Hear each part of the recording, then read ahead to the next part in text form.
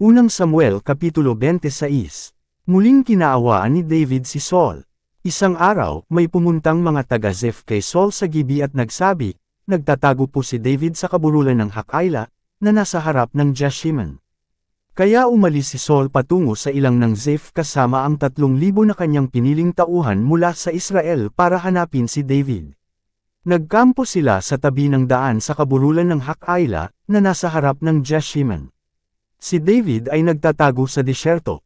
Nang mabalitaan ni David na nasundan siya doon ni Saul, nagpadala siya ng mga espiya at nalaman niyang dumating na si Saul. Pagkatapos, naghanda si David at pumunta sa kampo ni Saul. Nakita niya si Saul at si Abner na anak ni Ner na pinuno ng hukbo ng mga sundalo.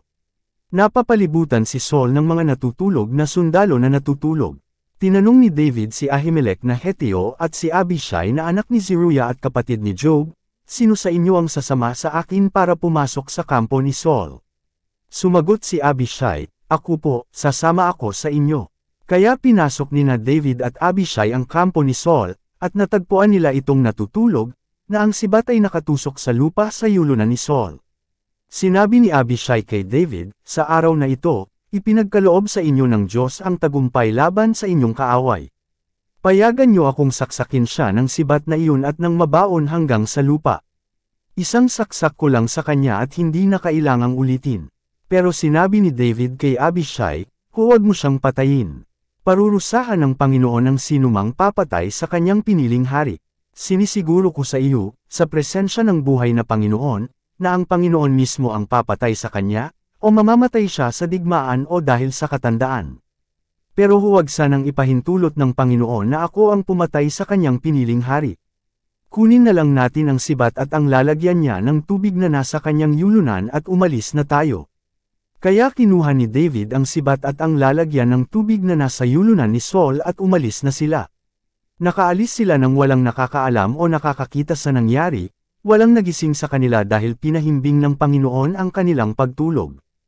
Pagkatapos, umakyat sina David sa burol na nasa kabilang gilid ng kampo hanggang sa di kalayuan. Sumigaw si David kay Abner na anak ni Ner at sa mga kasama niyang sundalo, Abner, naririnig mo ba ako? Sumagot si Abner, sino ka? Ano ang kailangan mo sa hari? Sumagot si David, hindi ba't ikaw ang pinakamagiting na lalaki sa buong Israel? Bakit hindi mo binyantay ang mabuti ang hari na iyong amo? May nakapasok dyan para patayin siya. Hindi tamang pabayaan mo ang hari. Isinusumpa ko sa buhay na Panginoon, dapat kang mamatay pati na ang mga tauhan mo dahil hindi ninyo binantayan ang inyong amo, ang haring pinili ng Panginoon. Tingnan niyo nga kung makikita pa ninyo ang sibat at lalagyan ng tubig na nasa yulunan niya. Nakilala ni Saul ang boses ni David, kaya sinabi niya, David, anak, ikaw ba iyan? Sumagot si David, ako nga po, mahal na hari. Bakit ninyo hinahabol ang inyong lingkod? Ano ba ang ginawa kong masama? Mahal na hari, pakinggan ninyo ang sasabihin ko. Kung ang Panginoon ang nag-udyok sa inyo para patayin ako, tanggapin sana niya ang aking handog. Pero kung galing lang ito sa tao, sampiin sana sila ng Panginoon. Dahil itinaboy nila ako mula sa aking tahanan at inutusang samamba sa ibang mga Diyos. Huwag sanang ipahintulot na mamatay ako sa ibang lupain, na malayo sa Panginoon. Bakit ako pinag-aaksayahang habulin ng hari ng Israel, gayong tulad lang ako ng pulges? Bakit ninyo ako hinahabol na gaya lang ng ibon sa kabundukan? Sinabi ni Saul, nagkasala ako. Bumalik ka na, David anak ko, at hindi ko natatangkaing saktan ka dahil hindi mo ako pinatay ngayong araw na ito. Naging isa akong handal dahil sa ginawa ko. Napakalaki ng aking kasalanan. Sumagot si David, narito na ang sibat ninyo, ipakuha ninyo sa inyong tauhan. May gantimpala ang Panginoon sa mga taong matapat at gumagawa ng matuwid. Ibinigay kayo ng Panginoon sa aking mga kamay sa araw na ito, pero tumanggi akong patayin kayo dahil kayo ang piniling hari ng Panginoon. Binigyan ko ng halaga ang buhay ninyo ngayon at sana ay bigyan din ng halaga ng Panginoon ang buhay ko at iligtas niya ako sa lahat ng kapahamakan. Sinabi ni Saul kay David, pagpalain ka, anak ko. Marami pang dakilang bagay ang gagawin mo at siguradong magtatagumpay ka. Pagkatapos, umalis si David at umuwi naman si Saul. Unang Samuel Kapitulo 27. Si David kasama ng mga Filisteo. Nasabi ni David sa kanyang sarili, darating ang panahon na papatayin ako ni Saul. Mabuti pang tumakas ako papunta sa lupain ng mga Filisteo para tumigil na siya sa paghahanap sa akin sa Israel at makaligtas ako sa kanya. Kaya pumunta si David at ang 600 niyang tauhan kay Haring Akish ng Gat, na anak ni Maok. Doon sila tumira sa Gat sa pangangalaga ni Akish, kasama ang kani-kanilang pamilya. Dinala ni David ang dalawa niyang asawa na si Ahinoam na taga Jezreel at si Abigail na taga Carmel, na byuda ni Nabal. Nang mabalitaan ni Saul na tumakas si David at pumunta sa Gat, hindi na niya ito hinanap. Isang araw, sinabi ni David kay Akish, "Kung naging mabuti po ako sa inyong paningin, maaari po bang sa isang bayan sa ibang lalawigan kami tumira? Hindi po kasi kami nararapat tumira rito sa lungsod na tinitirhan ninyo bilang hari." Kaya ng araw na iyon, ibinigay sa kanya ni Akish ang lugar ng Ziklag. Kaya hanggang ngayon sakop ito ng mga hari ng Juda. Tumira si David sa teritoryo ng mga Filisteo sa loob ng 1 taon at 4 na buwan. Nang panahong iyon, sinalakay ni David at ng mga tauhan niya ang mga Geshuryo, Gizrita at mga Amalekita. Mula pa noong una, ang mga taong ito ay nakatira na sa lugar na malapit sa Shur papuntang Ehipto. Kapag sumasalakay sila David, pinapatay nila ang lahat ng lalaki at babae, at kinukuha ang mga tupa, baka, asno, kamelyo at pati na rin ang mga damit. Pagkatapos, bumabalik sila kay Akish. Kapag itinatanong ni Akish kung saan sila sumalakay ng araw na iyon, sinasabi nilang sinalakay nila ang Negev sa Juda, o sa bahagi ng Negev na tinitirhan ng mga Jeremielita o sa bahagi ng Negev na tinitirhan ng mga Kaneo. Pinapatay ni David ang lahat ng lalaki at babae para walang makarating sa Gat at sabihin kung ano talaga ang ginawa nila. Ito ang madalas niyang ginagawa habang naroon siya sa teritoryo ng mga Filisteo. Pinagkakatiwalaan ni Akish si David kaya nasabi niya sa kanyang sarili, "Natitiyak kong kinamumuhian na si David ng mga kapwa niya Israelita kaya habang buhay na siyang maglilingkod sa akin." Unang Samuel Kapitulo 28, si Saul at ang mangkukulam sa Endor. Nang mga panahong iyon, tinipon ng mga Filisteo ang mga sundalo nila at naghanda sa pakikipaglaban sa mga Israelita. Sinabi ni Akish kay David, "Kailangang sumama ka at ang mga tauhan mo sa amin para makipaglaban." Sinabi ni David, "Magaling. Makikita ninyo ngayon kung ano ang magagawa ko, na inyong lingkod." Sumagot si Akish, "Mabuti. Gagawin kitang personal na tagapagbantay ko habang buhay." Patay na noon si Samuel. Nang mamatay siya nalungkot at nagluksa ang buong Israel sa kanya, at inilibing siya sa kanyang bayan sa Rama. At pinaalis na ni Saul ang mga espiritista sa Israel. Nagkampo ang mga Filisteo sa Shunem, at si Saul naman at ang buong hukbo ng Israel ay sa Gilboa. Nang makita ni Saul ang mga sundalo ng mga Filisteo, pinagharian siya ng matinding takot. Nagtanong siya sa Panginoon kung ano ang nararapat niyang gawin. Pero hindi siya sinagot ng Panginoon kahit sa pamamagitan ng panaginip, o sa mga propeta, o kahit sa anumang paraan. Pagkatapos, sinabi ni Saul sa kanyang alipin, "Ihanap mo ako ng babaeng espiritista na maaari kong pagtanungan." Sumagot ang kanyang alipin, "Mayroon po sa Endor." Kaya nagpanggap si Saul sa pamamagitan ng pagsusuot ng ordinaryong damit sa halip na ang mag-ara niyang damit. Kinagabihan, pinuntahan niya ang babae kasama ang dalawa niyang tauhan.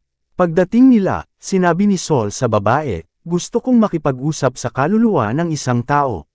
Sinabi ng babae sa kanya, "Ano, gusto mo bang mamatay ako?" Alam mo naman siguro kung ano ang ginawa ni Saul. Pinaalis niya sa Israel ang lahat ng espiritista at ang mga manghuhula. "Huwag mo nang ilagay sa panganib ang buhay ko." Sumumpa si Saul sa kanya sa pangalan ng buhay na Panginoon na hindi siya mapaparusahan sa gagawin niya. Nang bandang huli, sinabi ng babae, "Sino ang kaluluwang gusto mong kausapin?" Sinabi ni Saul, "Tawagin mo si Samuel." Kaya tinawag ng babae si Samuel, at nang makita ng babae si Samuel, sumigaw siya ng malakas at sinabi niya kay Saul, "Niloko niyo po ako." "Kayo po si Saul." Sinabi ni Saul, "Huwag kang matakot. Ano ba ang nakita mo?" Sumagot ang babae, "Nakita ko po ang isang kaluluwa na lumalabas galing sa lupa." Nagtanong si Saul, "Ano ba ang itsura niya?" Sumagot siya, "Isa pong matandang lalaki na nakabalabal." Natiyak ni Saul na si Samuel yun kaya nagpatira pa siya bilang paggalang sa kanya. Sinabi ni Samuel kay Saul, "Bakit mo ako ginagambala sa pamamagitan ng pagtawag sa akin?" Sumagot si Saul, "Mayroon akong malaking problema. Sinasalakay kami ng mga Filisteo at tinalikuran na ako ng Diyos." Hindi na siya sumasagot sa pamamagitan man ng panaginip o ng mga propeta. "Ipinatawag kita para sabihin mo sa akin kung ano ang dapat kong gawin." Sinabi ni Samuel, "Bakit ako ang tinatanong mo? Hindi ba't tinalikuran ka na ng Panginoon at naging kaaway mo siya?" Tinupad ng Panginoon ang sinabi niya sa pamamagitan ko. Kinuha niya sa iyo ang kaharian ng Israel at ibinigay sa kapwa mo Israelita na si David. Ginawa ito ng Panginoon sa iyo ngayon dahil hindi mo sinunod ang utos niyang iparanas ang kanyang galit sa lahat ng Amalekita. Bukas, ikaw at ang mga Israelita ay ibibigay ng Panginoon sa mga Filisteo, at makakasama kita at ang iyong mga anak na lalaki sa lugar ng mga patay. Nang marinig ito ni Saul, natamba siya at nasubsob sa lupa. Matindi ang takot niya sa sinabi ni Samuel. Hinang-hina rin siya sa gutom dahil hindi siya kumain buong araw at gabi. Nilapitan ng babae si Saul. At nang makita niya na takot si Saul, sinabi niya, "Mahal na hari, tinupad ko na po ang ipinag-uutos ninyo sa akin kahit na alam kong nasa panganib ang buhay ko. Nakikiusap po akong pakinggan ninyo ang inyong lingkod. Bibigyan ko kayo ng pagkain para manumbalik ang inyong lakas at makapagpatuloy kayo sa inyong paglalakbay." Pero tumangging kumain si Saul. Tinulungan ng mga tauhan ni Saul ang babae sa pagpilit sa kanya para kumain, at pumayag na rin siya. Tumayo siya mula sa lupa at naupo sa higaan. Kinatay agad ng babae ang pinapatabang niyang guya, nagmasa ng harina, at nagluto ng tinapay na walang pampaalsa. Inihain niya ang mga ito kay Saul at sa mga tauhan nito, at kumain sila. Pagkatapos, umalis na rin sila ng gabing iyon. Unang Samuel Kapitulo 29. Bumalik si David sa Ziklag. Tinipon ng mga Filisteo ang lahat ng sundalo nila sa Aphek, at ang mga Israelita naman ay nagkampo sa may bukal ng Jezreel. Habang nagmamarcha papunta sa labanan ng mga pinuno ng mga Filisteo kasama ang mga sundalo nilang nakagrupo ng 101,000, nakasunod naman kina Haring Akish sina David at ang kanyang mga tauhan. Pero nagtanong ang mga pinuno ng mga Filisteo kay Akish, "Ano ang ginagawa ng mga Hebreyong iyan dito?" Sumagot si Akish, "Ang taong iyan ay si David na opisyal ni Saul, na hari ng Israel. Mahigit 1 taon ko na siyang kasama, at magmula noong tumakas siya kay Saul hanggang ngayon, wala akong nakitang masama na ginawa niya." Pero nagalit sa kanya ang mga pinuno ng mga Filisteo. Sinabi nila, "Pabulaykan mo sila sa bayang ibinigay mo sa kanila. Hindi siya dapat sumama sa atin sa pakikipaglaban. Baka kapag nakikipaglaban na tayo ang patayin niya para mawala ang galit ng kanyang amo sa kanya." Hindi ba't siya ang pinarangalan ng mga babae sa Israel habang sumasayaw sila at umaawit ng libo-libo ang napatay ni Saul? Taigsa 10,000 naman ang kay David. Kaya tinawag ni Akish si David at sinabihan, "Nagsasabi ako ng totoo sa presensya ng Panginoon na buhay na mapagkakatiwalaan ka. Kung sa akin lang, gusto kong sumama ka sa pakikipaglaban ko dahil mula pa noong araw na sumama ka sa akin hanggang ngayon, wala akong nakitang masama sa iyo. Pero walang tiwala sa iyo ang ibang pinuno. Kaya umuwi ka na lang at huwag kang gagawa ng kahit anong hindi nila magugustuhan.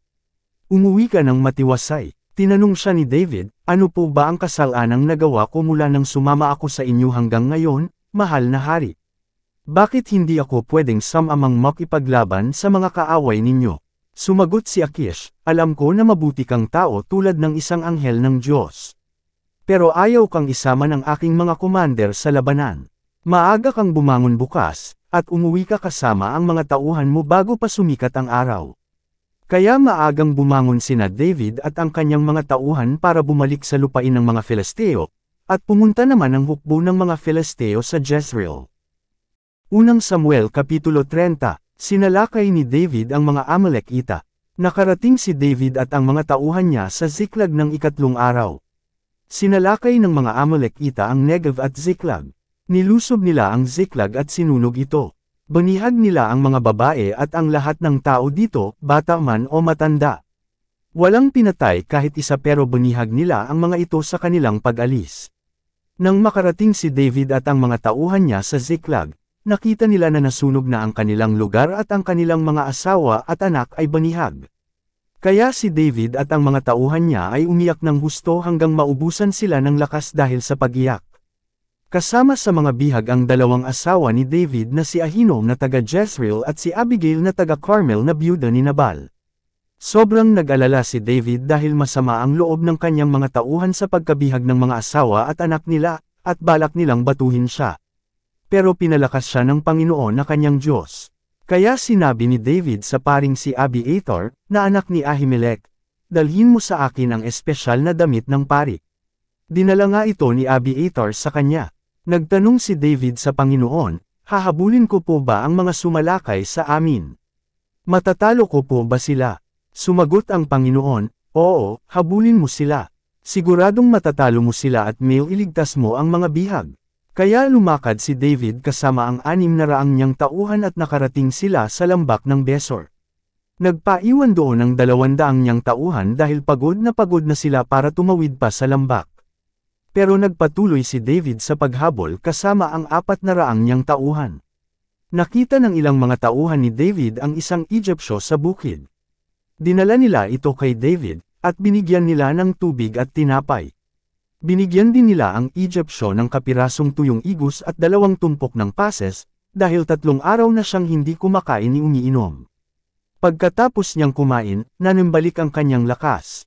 Tinanong siya ni David, sino ang amo mo? Taga saan ka? Sumagot siya, isa po akong Egyptyo, at alipin ng isang Amalekita.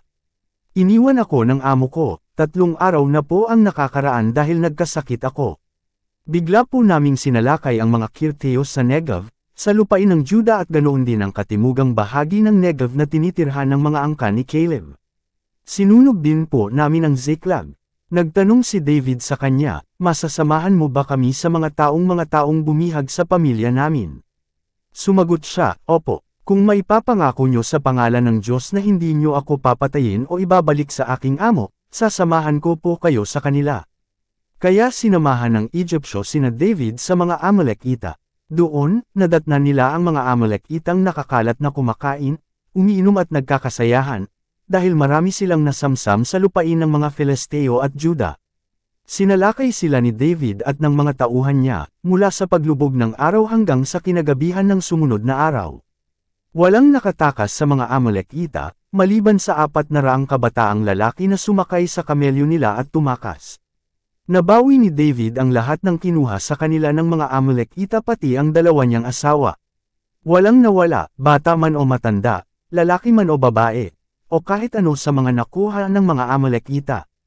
Nabuo ang lahat ni David ang mga ito.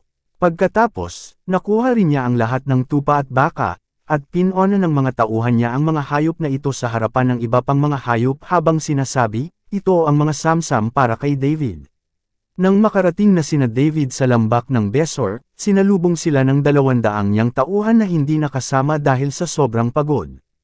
Lumapit sina David sa kanila at binati niya ang mga ito. Pero, may masasama at walang silbing mga tauhan na nagsabi, hindi sila dapat bigyan ng bahagi ng mga nasamsam natin sa Amalekita dahil hindi naman sila sumama sa atin. Kunin na lang nila ang mga asawa at anak nila at umalis na sila. Sumagot si David, mga kapatid, hindi tama iyan. Huwag ninyong ipagdamot ang ibinigay ng Panginoon sa atin. Iningatan niya tayo at tinulungang magtagumpay sa ating mga kaaway.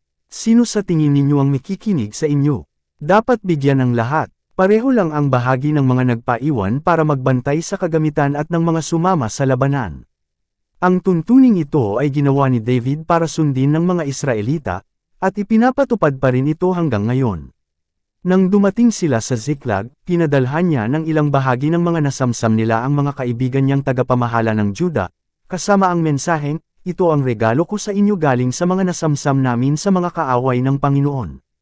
Ipinadala ang mga ito sa mga sumusunod na bayan, Bethel, Ramoth Negev, Jetir, Aror, Sifmut, Estemoa, Rakal, sa mga bayan ng mga Jeremielita at mga Kaneo, sa Horma, Bor Ashan, Atak, Hebron at iba pang mga lupain na kanilang napuntahan.